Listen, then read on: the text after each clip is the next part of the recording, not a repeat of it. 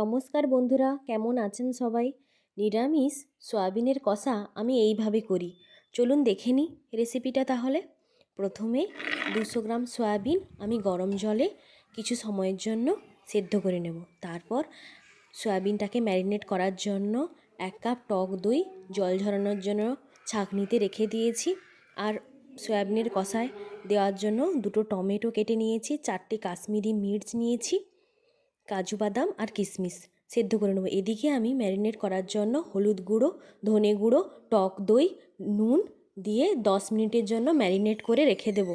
এদিকে মশলাটা যে সেদ্ধ করেছিলাম সেখান থেকে টমেটোগুলো খোসা ছাড়িয়ে রেখে দেবো, দিয়ে একটি মিক্সিং জারে করে পেস্ট করে নিয়েছি। এদিকে কড়াই গরম করে 10 মিনিট হওয়ার পর সয়াবিনগুলো তেল দিয়ে কষিয়ে নেব, হালকা হালকা ভাজা করে নেব।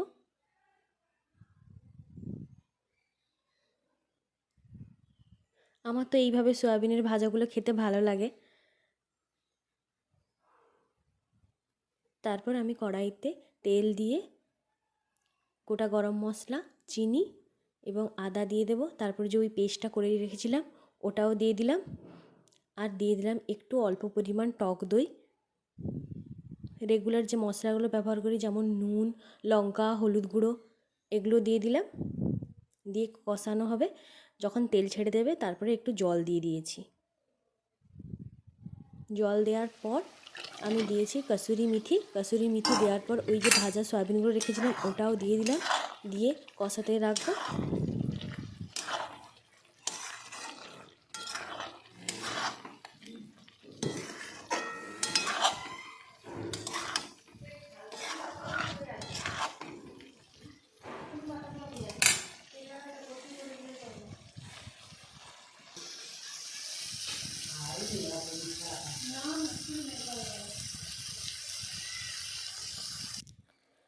একটু জল দিয়েছি, জল দিয়ে ফুটিয়ে নিচ্ছি। তারপরে সবশেষে দিয়ে দেবো কেটে রাখা ধনেপাতা।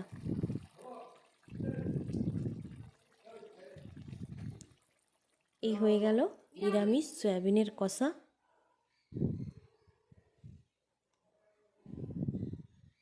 রেসিপিটা কেমন লাগলো জানাবেন কমেন্ট করে। আপনারাও এইভাবে একবার বাড়িতে ট্রাই করবেন, ভালো লাগবে। যদি ভিডিওটা ভালো লাগে তাহলে প্লিজ একটা লাইক করে দেবেন।